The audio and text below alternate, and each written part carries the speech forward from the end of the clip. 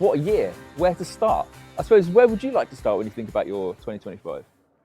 Probably the best year of my life in terms of football accolades and everything that's happened, but equally a year that I've learned so much about myself, so much about being at Chelsea, being one of the top teams, being at my first major tournament and coming away with the trophy is crazy. But yeah, not too sure how to like separate it into what actually happened, because I still look back now and I'm like, what a dream of a year. And if you put me here this time last year and gone, that's what you would have achieved in 2025, I would have been like, yeah, jog on, like that would not be on my bingo card whatsoever.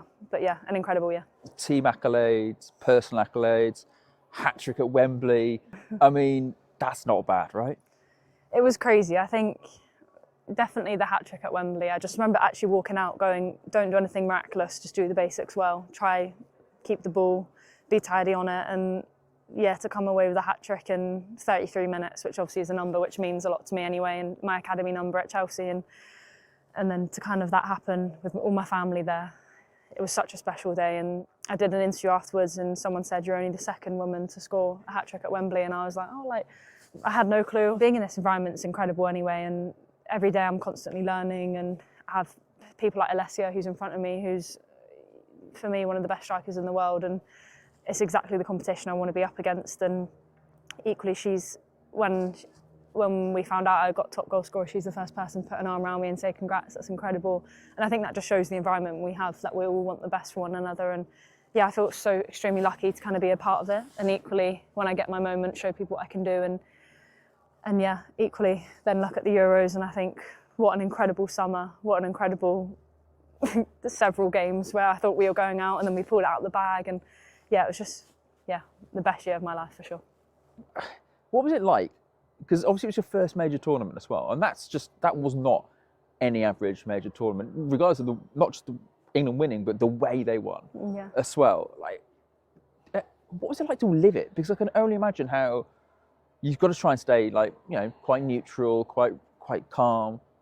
But how can you when the chaos of those games were continually happening? It was a whirlwind and an absolute roller coaster. I think, like you said, so many emotions and kind of having to stay neutral throughout the whole time.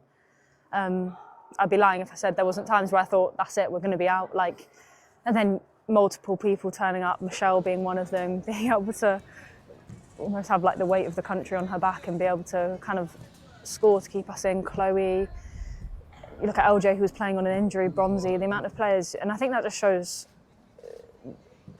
how England we are. Leah said it once, but never write the English off, like we are never done. And yeah, I felt immensely proud to kind of be a part of that and help the team where I can. Obviously when I was called upon, I tried to do what I could and be a part of it, but it still now it doesn't always feel real that it kind of happened. It just felt like a summer where we did an amazing thing, but it's kind of easy to kind of forget of the day-to-day graft that we did for it and all the work prior to the tournament. But now when we come back here and we all go like, we won the Euros, like that's an incredible feeling. And I mean, I only did it once, let alone the girls who did it twice. And for myself, I was a fan watching the first Euros, to then being a part of it is something that I don't take lightly and something that I'm immensely proud of, my own personal journey. But equally being there and going like, I deserve to be here and this is what I've worked for. And yeah, absolutely loved it. I suppose when England won the Euros back in 2022, it was kind of the same first 11, very similar substitutions, whereas this team felt, there was a really strong clicky ethic from the bench, and also it kind of felt like that this team was just solidified, lots of stuff going on off the field as well, which brought you together and showed the human side of you as well. But I suppose just this kind of undeniable spirit felt like there was around this team. Is that fair?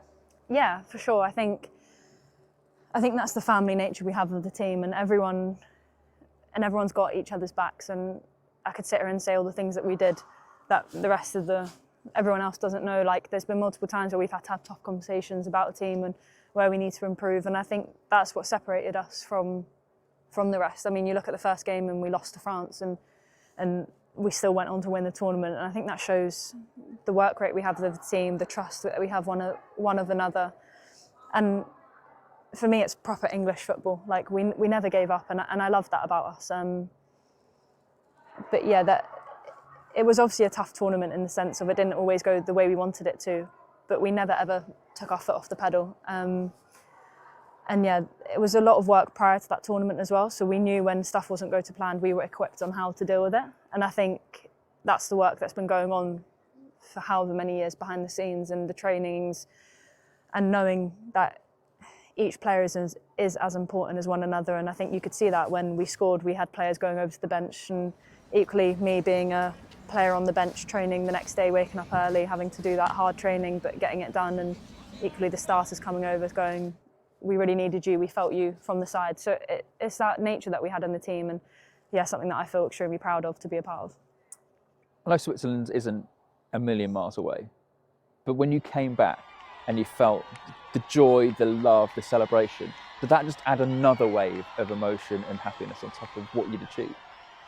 Yeah, I think, like you said, it was almost kind of, you were like not secluded, but kind of away from it all when you were there and you were in that bubble.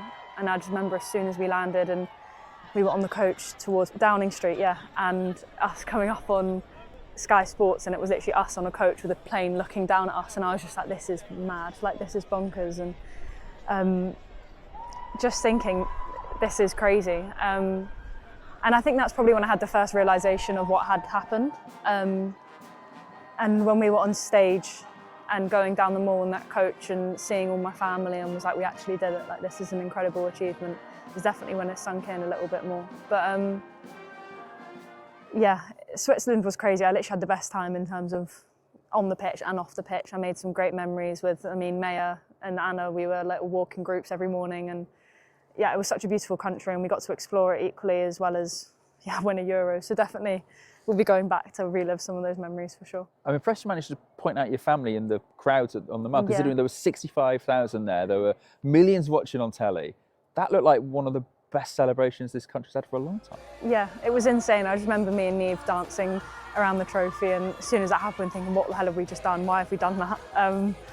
But no, I remember being on stage and being able to spot my family in the front row, and I was super lucky that they came out for the whole Euros, and they were there every single game. Were there to pick me up when I needed a bit of picking up. Were there to celebrate when I got a goal, and I wouldn't have been able to do it without them for sure. And to kind of see them and see how much joy they had for me and the rest of the girls, and equally be there for them and go like, look, I wouldn't be here without you guys today, is a really nice moment. But yeah, that day was incredible, and definitely something that sticks out for me when I look back to that whole experience. You obviously, a treble winner, successful with Chelsea, and obviously an England international before the Euros. But do you feel famous now because of this huge event that happened in the public eye?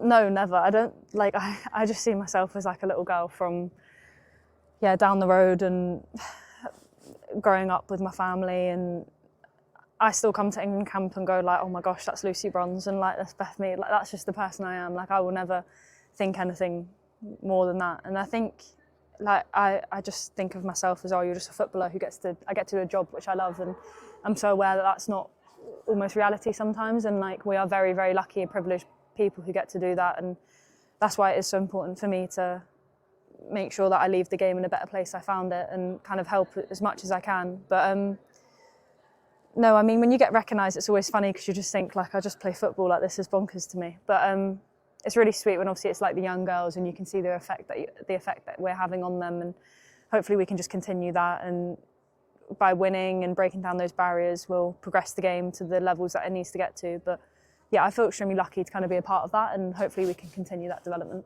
You don't have long in football to sort of enjoy these kind of years. So what's 2026 going to look like? Yeah, I have no clue. But I say it every time, but football for me is, I fell in love with it because I was a little girl who kicked a ball around in the garden, and sometimes you forget that is why you started. So I want to win as much as I can, and anyone who knows me knows how competitive I am, so that's definitely on the forefront of my mind. But equally, I play my best football when I'm relaxed and I'm happy, and not putting too much pressure on myself. So keep doing that, keep playing with a smile on my face, enjoying everyone's company around me, and yeah, hopefully we'll be sat here same time next year and can debrief on the year. But no, I'm super excited, and equally need to look back at this year and go, what a year, appreciate what I've achieved, and yeah, bring on 2026.